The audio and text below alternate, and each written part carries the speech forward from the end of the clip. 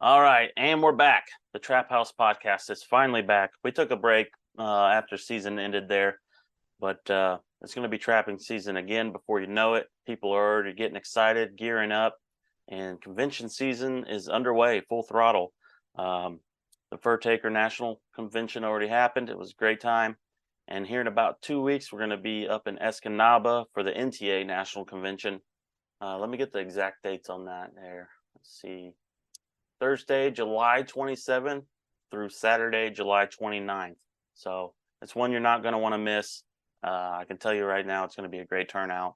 It's been there before, and it's always been good. So we're going to talk about all the details with that with Brian Nelson and Kent Wild. They're going to join us. They got all the juicy behind the scenes details of what to expect and why you should attend. So before we talk to them, though, I do want to say thanks to everyone that's been supporting us, especially our sponsors that support us, and we support them. We stand by their products. I'm not just accepting anyone on this show, just so you know that. So J3 Outdoors, thank you. You've been with us for a long time. Your website is super clean, easy to navigate. That's j3o.com, maker of the Hags bracket. Jeff makes some awesome products there, American-made stuff. And he's got a whole line of things to choose from.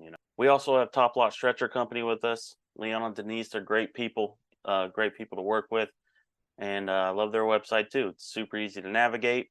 They have trapping supplies, but we're mostly a fan of their adjustable stretchers. It's top-notch stuff. So check out their website. That's toplotstretcherco.com.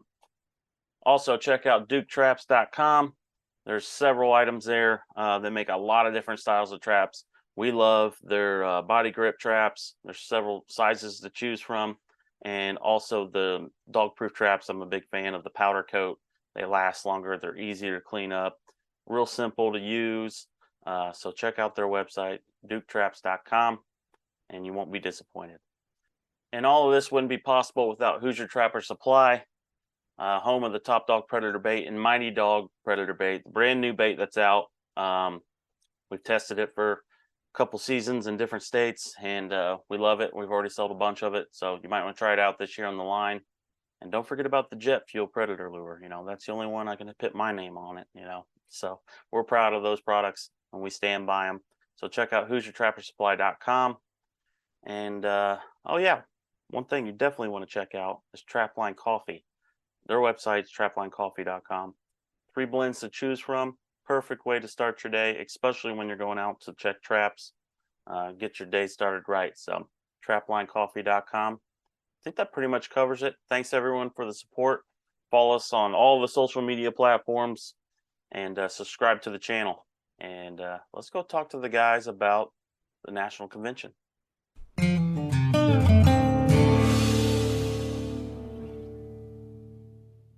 Welcome to another Trap House podcast. We got 2 guests on today, so it's going to get wild. We got a lot to talk about. The National Trappers Association National Convention's coming up in Escanaba, up in the UP, and it's been great past years being up there.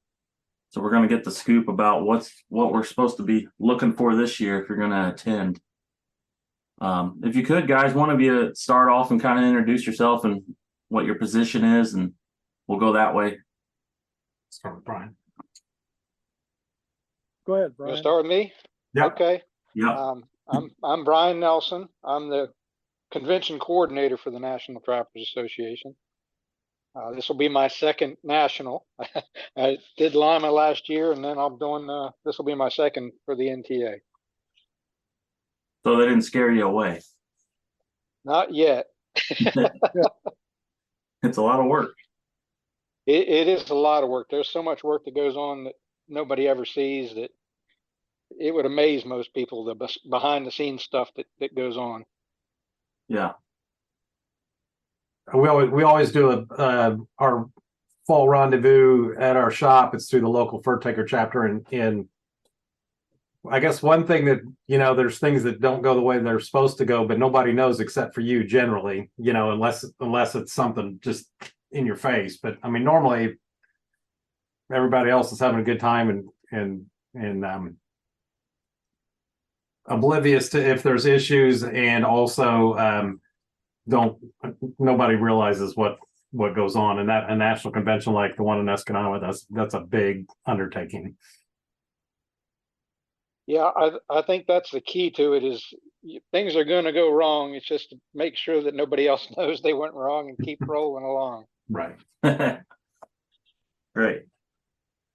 Got anything specific, Brian, that you want to highlights you want to talk about as far as the convention? We got a lot going on as normal. I think the big things for me this year that they're bringing in the whole cast of The Last Alaskan, this TV show. And we're going to have a couple of them doing demos. Heimo Korth is going to be doing 2 demos, one on Friday and one on Saturday. The Lewis family is going to be doing a demo on Thursday in the Seaside section at 12:30 about living in the Alaskan bush. So that's pretty exciting to me that they're going to be there. And also Marty Mariotto from History Channel Mountain Man is supposed to be there as well. Oh, Great. I didn't know he was coming this year. cool. Good deal. Yeah, he's been on the show before, and man, he's got some stories. Yeah, That's I enjoyed his show when he was on. That was a good one. Yeah. And another neat thing is they had traps. They took old traps from each member of the cast of those shows, and Marty Mariotto and Tom Orr and Tom Miranda, and they had a knife maker turn these traps into basically one of a kind. Each one a knife out of the traps from each one of these people, and they're going to be auctioned off. Some of them in Thursday night's banquet, and some of them Friday at the auction, at the live auction. No, cool. Yeah. That's perfect. Brian, last year was the first year for the Seaside. You want to talk about that a little bit? It got overwhelming. I think it was an overwhelming success. It got a tremendous amount of support. Nothing but positive feedback for the most part. The ladies did an outstanding job with it, and they've got another great lineup again this year. Thursday, Friday, Saturday. They've got demos from 9:30 in the morning until 1:30 every day. They'll have a demo every hour on the half-hour mark, and then at 2:30 every day, they're doing a fur sewing workshop each day. So Thursday they're doing a fur pom-pom on a beanie hat. Friday they're doing a fur purse, and Saturday they're doing a fur pillow. So I think it's a good thing. I think they're doing a great job, and it seems to be really well received. Yeah. Good. That's great. Yeah, last year they were a little bit off to the side, but yeah, they always seemed like there was stuff quite a bit going on down there. So Yep, and they're in a little better location this year. They're going to be right in the middle of the beef barn area. There's a show ring there with bleachers.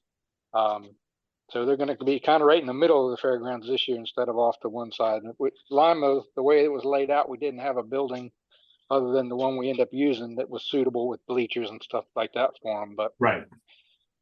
this year is a little better locations for their event.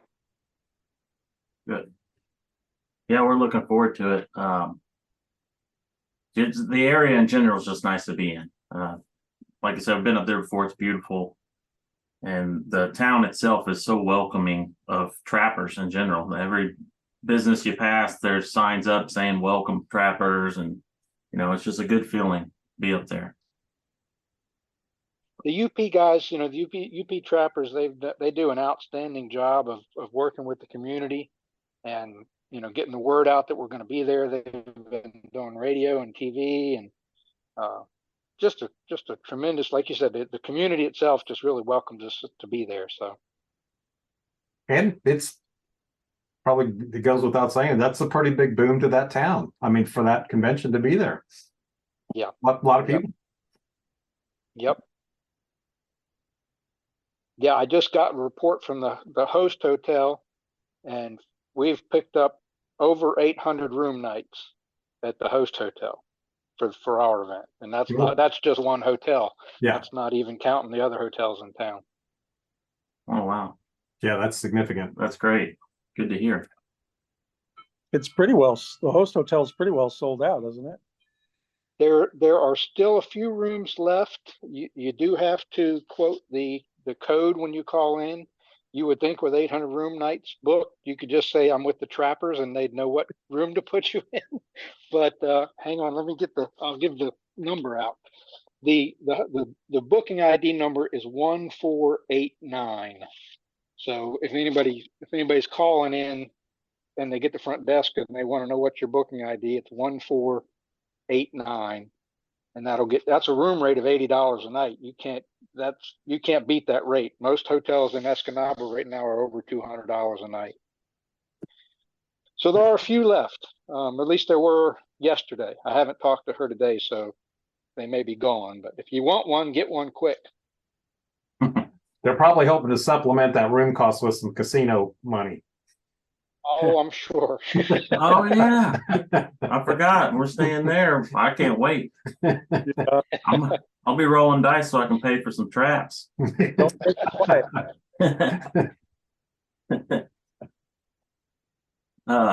Kent, you want to chime in and introduce yourself? Sure. You've both been on the show before, but it's always, great for a refresher for people tuning in. My name's Kent Weil. I live in central Illinois, just north of Springfield. And I got kind of roped into this, it'll be 3 years now, by John Daniel.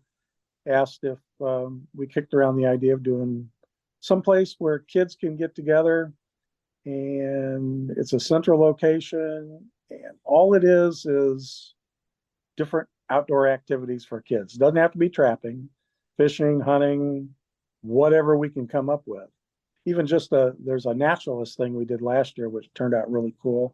We actually bought the equipment where, kids go out and we've got a little net that they can sweep the grass and they catch bugs. You put them in little clear boxes, and then you're able to look at them under a stereo microscope on a big screen. Stuff like that really gets kids interested. And not every kid that comes through the door here is interested in trapping necessarily. But if we can hook them on being outdoors, they're likely not going to be against trapping anyway. Sure. So, that's kind of the goal, is to have something there for kids to do while the dads and maybe the moms are out shopping and doing other stuff. This will be our 3rd year doing it. The first year was in Spencer, Iowa, and it was Amazing. an overwhelming success. I mean, it just blew us away how many kids were there. Like 3 times what we expected and what we really planned for. So it was a bit of a zoo, but we learned a little bit, and we were in Lima last year. And of course, the Ohio State Trappers Association is extremely helpful. And we put on, I think, a really good event there. We had a lot of kids came all 3 days, so we didn't have a really good way of counting that. But the best estimate we can come up with is we had probably close to 1,000 kids come through there over the 3 days. So as you can imagine, that takes a lot of volunteers. And we did really well. Ohio Trappers provided a tremendous number of volunteers for this event, as are the UP Trappers. They have done they've been wonderful to work with. We're expecting to put on an event that hopefully will might even eclipse Lima's last year. We've got seminars and demos by kids and workshops and all kinds of activities. One of the new ones this year is the Missouri Department of Conservation. The CPOs are actually setting up a crime scene investigation where the kids will be interactive with the kids. So they'll be able to see exactly what DNR does and how they go about dealing with a wildlife violation. I think there'll be a lot of adults interested in that too. Yeah. One of the things that I like about doing this Kids Cave is, we get a lot of kids through there, but because they're kids, we get a lot of adults that come with them. And while they don't participate in any of the activities, they do get to see what the kids are doing and how much the kids are enjoying themselves. And it's a good introduction for us to promote trapping as well. And while, it's great that the kids are having a good time. I mean, I love that. All these giveaways and all this stuff. These kids come out of there loaded, but it gives a nice positive message to the adults, and the adults are the ones that vote. So what we're doing to promote things with the kids also promotes trapping and all outdoor activities with the adults as well. Kind of a long-winded way of saying, we try to do whatever we can to engage these kids as well as their parents, grandparents, whoever's with them. Yeah. Yeah, that first year you guys did that kids cave, and I walked by there and I was just amazed.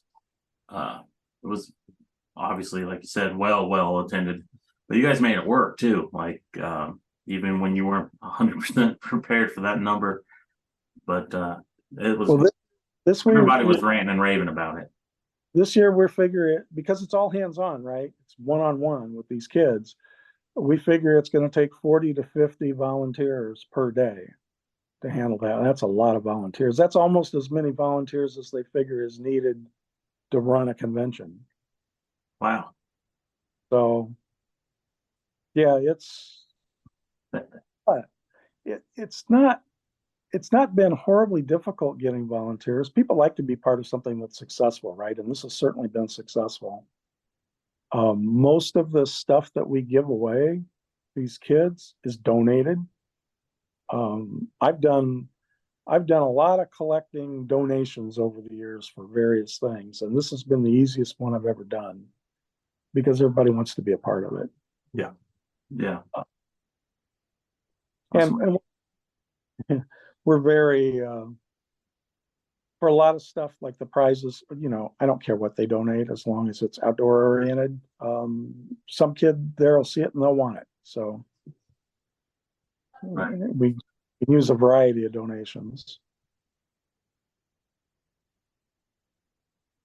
Brian, what's on the evening agendas for the convention? You said there's a banquet and then an auction. Yeah, Thursday night is always the FBU NTA Awards banquet. That's at the Host Hotel. Tickets are still available through the NTA office or the website. Then Friday night is the President's Reception. That's a free barbecue dinner for all NTA members and their family. That's your wife and up to 3 kids eat for free. And then if you're not a member, you can still come eat with it. It's $12 a plate. Kids are $6 a plate. And then after the dinner is at 6 to 7, and then the live auction is Friday night at 7. Usually goes for a couple hours, and that's always a good time. And then on Saturday evening, after the general membership meeting, we've got Oz the Band scheduled. They're 80s and not heavy metal, but 80s rock. Band from the UP that the UP Trappers lined up. So they'll be playing from probably about 7 till 9:30, 10 o'clock maybe on Saturday evening. Yeah. Cool. That'll be rocking out. You gonna be headbanging there or anything, Kent? I don't know about headbang. Well, Kent might. I will be asleep by then. You'll Saturday evening. Yeah, you'll be recovering from the 3 days. This will have been an extremely busy 3 days. Yeah. Oh yeah. I have to laugh at that because last year I sat down in a general membership meeting in the back, and somebody woke me up about 10 minutes after it was over. So I don't know what point I dozed off, but I'll probably be asleep during the music too. I don't know. So on site, I know I'm sure you've been up there already, Brian, but on site, when do you actually start? So the convention starts Thursday morning, but you get up there Sunday, Monday, or I'll get there Sunday sometime in the afternoon. The guys from the UP, some of them are there now. Right. They have a little bit better access to the fairgrounds than most of us do, so they're actually able to get there and do some work this far out. But typically, most of the guys get there on Sunday, Monday, Demo area setup is usually on Monday. Setting up tables is Monday and Tuesday. And then, of course, we open the vendor gates and tailgater gates at 8 a.m. on Wednesday for vendor setup. And that's 8 to 6 on Wednesday. And yeah, and then the show opens at 8 on Thursday. 8 to 5 are our building hours this year, all 3 days. Okay. Okay. Do we know how many vendors are there total, roughly? It's over 500 tables.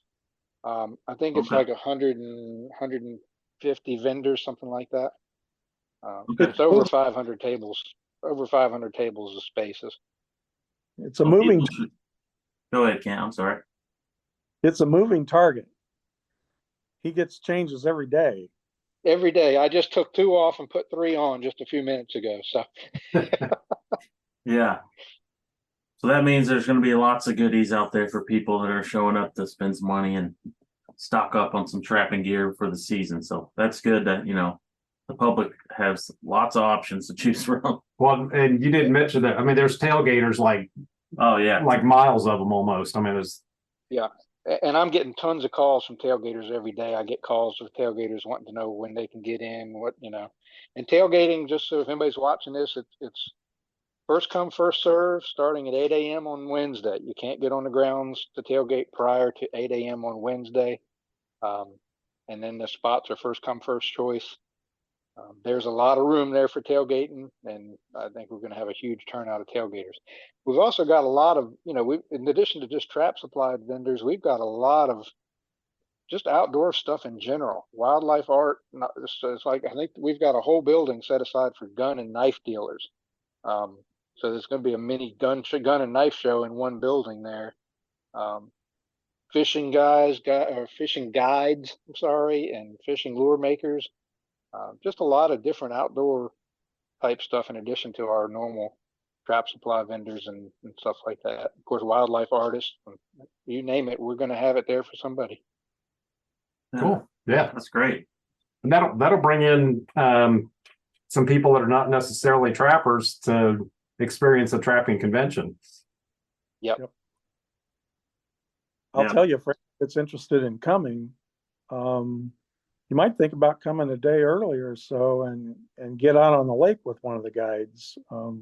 We did that the last year. It was in Escanaba, and we didn't do great, but we caught, a few salmon and trout, and we're going to do it again this year. So I think there's a lot of the people that have been there before that are thinking about doing this. Yeah. That'd be perfect. So I don't know if we actually mentioned this is in Escanaba, Michigan, which is the UP. I think what this has come up, but I don't know if we've all completely spelled this out. So it's Escanaba, Michigan. It's a resort vacation destination. It's on the lake, beautiful area. So yeah, there's lots of It's the very tip top of Lake Michigan. vacation opportunities, so recreational opportunities. So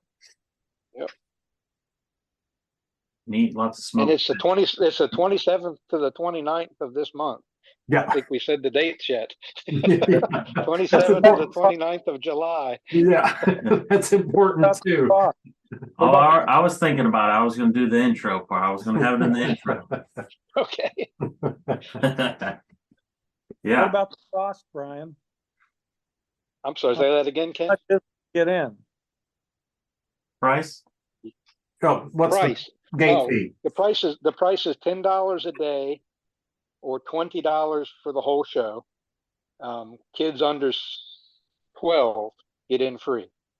So 12 and under are free. Everybody else is $10 a day or $20 for the show. If you want to camp, we have lots of camping. There's 400 sites with camping with electric and water hookups available. That with hookups, it's $35 a night.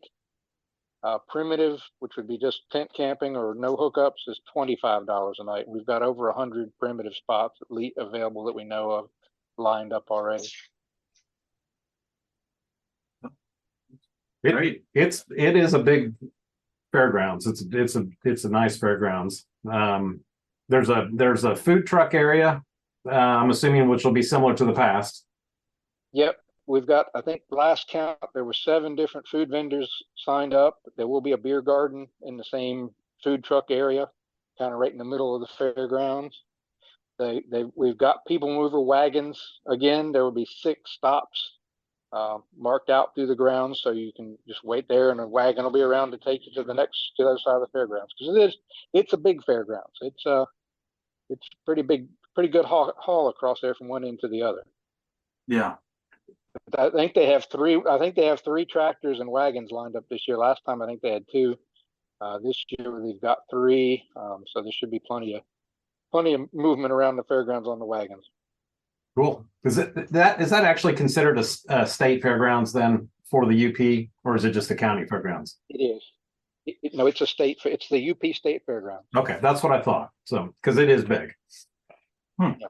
So, Brian, do you know, is that ice cream shop going to be open? I was going to ask that too. In the Steam Village, in the old village. It's over in that area. Yeah. Yeah, they're going to be open, and they'll also be serving breakfast over there as well. Okay. Yep, got to get my ice cream fix. So. Is there anything else we need to cover? One thing I wanted to mention, this year we're doing things a little bit different. Because of the cost of some of these workshops that we're doing, we're asking that people bring everybody that comes in the door gets a wristband. Bring your wristband, and what'll happen is we'll mark it so that we know you've been through some of these high dollar workshops, so that we don't have people coming back and back and back. We had a few of those last year, and we just wanted to avoid that this year. Okay. Yeah. Fair enough. Fair enough. Makes sense. We gave we had some people that did 4 or 5 catch bowls, and that was just a little bit too much. Yeah. Yeah. Oh, wow. Well, you never know when you need one. Yeah. Never know. All right. Well, Brian, you got anything else?